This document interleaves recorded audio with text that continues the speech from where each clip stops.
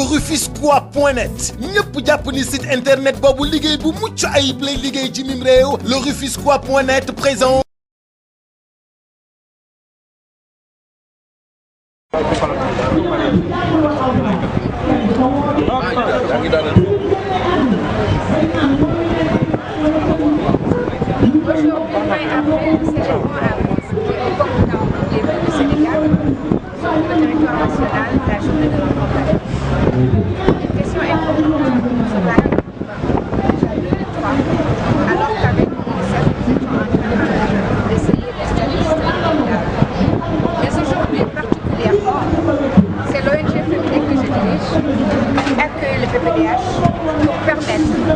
À la loi qui a déjà été votée sous Abdoulaye Wade en 2005, promulguée sous Abdoulaye Wade en 2005, puisse être appliquée sous Macky Sall actuellement. Appliquée mais avec des recommandations. Parce que l'ONG ne souhaiterait pas que, comme on le voit tous les jours, on crie sur les solidaires à chaque fois qu'on parle de gens qu'on puisse mettre en avant les services, les difficultés et les problèmes que les enfants ont dans la rue. L'ONG Femidec ne voudrait pas, ne souhaiterait pas que l'on assimile talibés, enfants de la rue, délinquants, réfugiés de la patrie. Toutes sortes d'enfants qui ne sont pas les mêmes. L'ONG Femidec qui travaille pour les droits des enfants migrants dont sont partie intégrante des talibés souhaiterait qu'il y ait un dialogue fructueux, un dialogue productif entre les solidaires, les DARA et l'administration centrale. C'est pourquoi nous ne voulons pas de la manifestation. Nous ne voulons pas des violences de sévices corporels. Nous souhaitons aussi que les DARA soient mieux pris en charge, déjà dans leur localisation et dans les endroits où les enfants vivent, mais aussi dans la formation, l'accompagnement des solidaires, mais surtout leur permettre d'avoir des ressources qu'ils puissent faire qu'ils n'aient pas besoin de faire.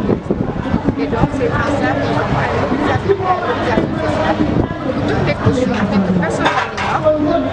toutes les couches puissent réagir, mais surtout comprendre l'objet de cette mobilisation. Voilà pourquoi pour nous cette journée est une journée de conciliation et de construction et non une journée où on cherche les uns a le droit de choisir l'éducation qu'il veut pour son enfant.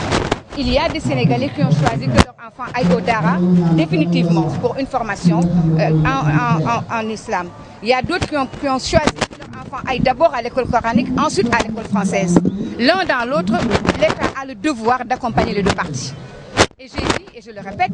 que l'éducation nationale bénéficie d'écoles organisées, structurées, d'enseignants payés et pris en charge, mais ce n'est pas le cas des écoles coraniques. Que donc il est important que ce dialogue soit instauré. Voilà pourquoi la loi a été refusée, la loi qui récemment avait été déposée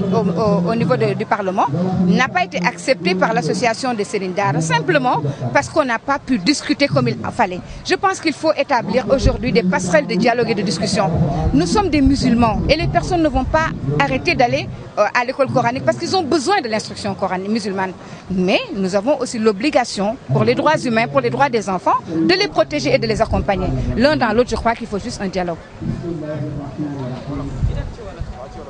waaw tey bisu journée talibé la Sénégal moo ko consacré muy le 20 avril ñuy teral ba ñuy wax ci mbiru talibé ci Sénégal gi yëpp. ñun nag ñu am démarche bu bees ñun ñi nga xam ni dañu yëkkati ONG bu ñuy wax Femidec association la nekkagul ONG. association bi nag dafay liggéey ci droit de la femme migrante ak droit de l'enfant migrant te ci biir enfant migrant dafa am xale yi nga xam ne dañuy jóge seen région seen dëkk ci biir Sénégal di ñëw Dakar di jóge tam ci dëkk yi nga xam ne sous région bi lañ nekk di ñëw Dakar ñoom ñëpp ñii di yalwaan si ñii di jàng si ñii di taxawaalu si ñu boole yëpp nag tuddee ko rek ay taalibe mu doon problème boo xam ne defe naa moo jiitu ci li tax problème mu taalibe yi gaawul réglé. ñun nag comme ci droit de l'enfant migrant la ñuy liggéey loolu moo waral ñu ne tey jii bés bi war nañ ko taxawee mais taxawee ko beneen fànn taxawee ko non pas pour ñëw di ŋàññ ci kaw sëriñ daara yi di wane xale boo xam ne journal boo dem fekk c'est la même photo di indi loo xam ne day tax sax sëriñ daara yi nangootu ñoo dem ci ndaje yi mais dañu bëgg aussi sëriñ daara yi ñu wax seeni soxla mooy dangay am sa kër am sa njaboot say jigéen am seen njaboot jox la say dëkkandoo am seen njaboot jox la ku nekk ne la jàngalal ma sama doom te kenn du la jox jumtukaay état nag dafa am devoir képp ku juddoo Sénégal dëkk fi am droit yóbbu sa doom daara ñu état dafa war a jël matuwaay pour kooku accéder à l'éducation bi nga xam ne moo ko neex. daara moo ko neex jàng alquranu karim moo ko neex jàng fiq moo ko neex dañu war a organiser wu ba ñooñu am matuwaay yu ni day